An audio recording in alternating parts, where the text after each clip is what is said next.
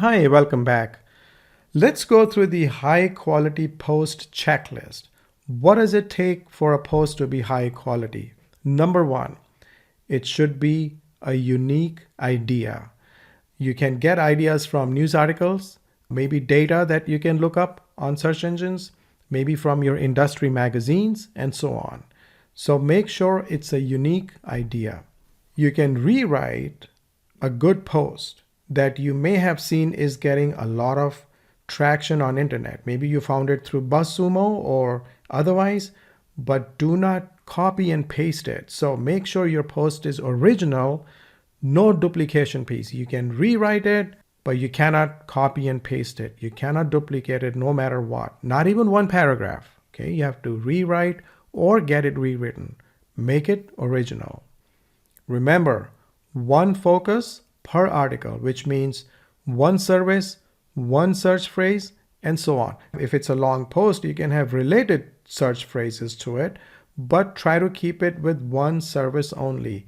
The only thing you can do is if you're writing about, let's say, carpet cleaning, you can mention, hey, by the way, we also provide upholstery and rug cleaning services. Click here to find more or to learn more and something like that. But keep it focused. That's what will get you more conversions and higher rankings as well. No hype, of course, which means it should be true, it should be real, it should not exaggerate. If you find some kind of a statistic, let's say related to COVID-19 or maybe mold, don't make it sound like news. Don't hype it. Keep it to the point and real. Use facts. We went through this.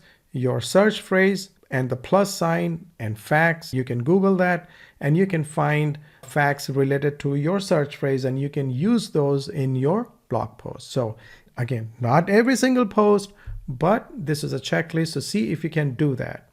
Make sure your post adds value. Make sure it's about them and not you, not your business. Your audience, your readership should get a benefit from it because they're giving you their time. So they must get something in return, which is value. So make sure it's value added post. Share your resources.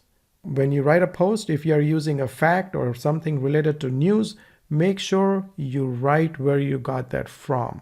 And if possible, link to your resource. If you don't have too many outgoing links in that post, then you can link it to your resource as well. Make it trustworthy. You want people to be able to trust you. So again, no hype. Keep it to the point, use data, use facts, link it to those data and facts so people can find it credible. People can find it trustworthy.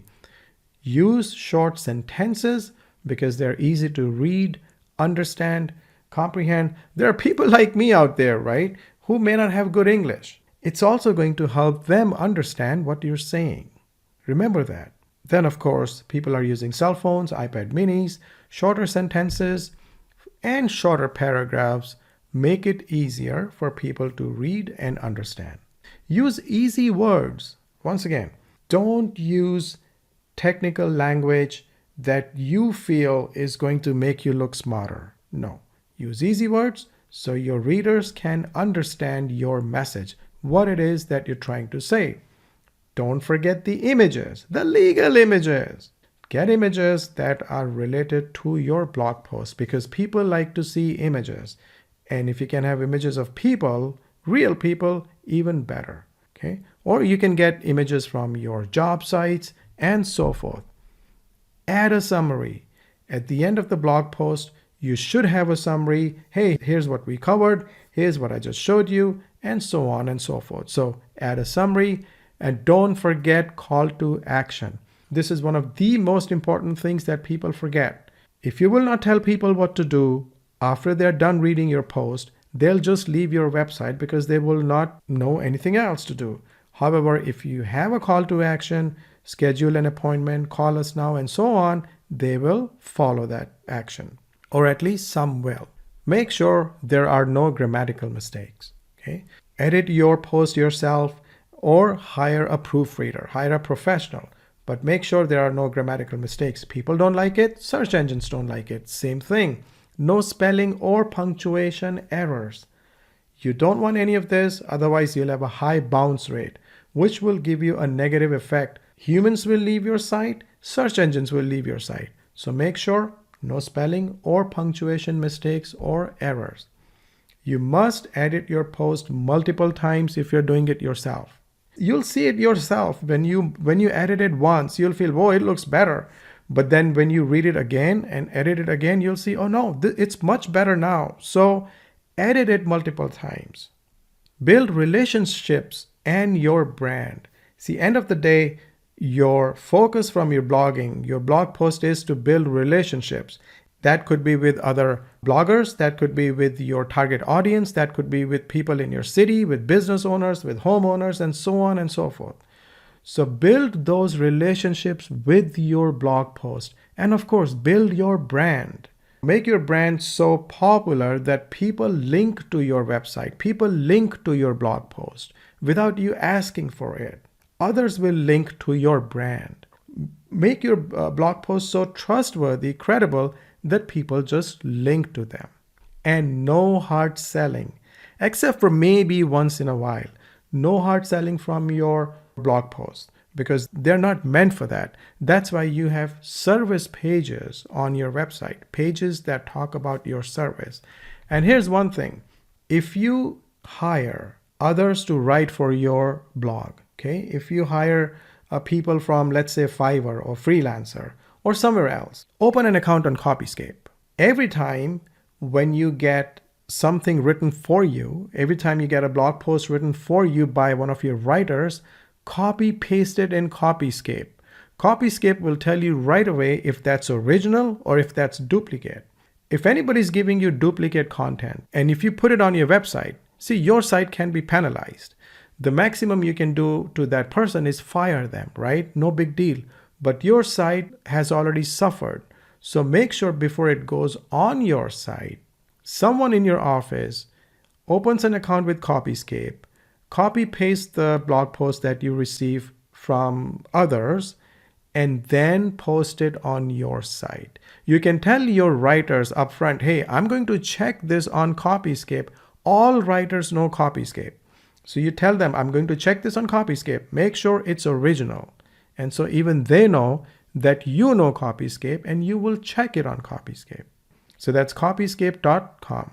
So let me show you, take you to Copyscape. Right here, you go to copyscape.com. Of course, this is the home page. And then I was looking into its pricing. It's very reasonable. See, they charge 3 cents per 200 words and then 1 cent per 100 words. I mean, if you have 1,000-word article, it doesn't cost anything to get it checked from Copyscape. Okay, maybe 7-8 cents. For 7 cents, you should definitely get every single thing checked or tested from Copyscape before you put it on your website. Because, you know, this money is really well spent. Your site will never be penalized by Google for duplicate content. And what you can also do is you can put your website here and see if somebody else is copying your content. Let's say if you start writing blog posts often and people start liking what you're writing, now you want to make sure that nobody else is copying content off your site and putting it on their website. Of course, Google will penalize their website, but then again, you want to make sure that people don't do that. So every once in a while, you can put links to your landing page, to your blog post here, hit the go button and see if anybody else is copying content from your site and putting it on their website. I hope that was helpful. Let me know if you have any questions, if there's any way I can help. And yeah, use this Copyscape, use the strategies that we just talked about.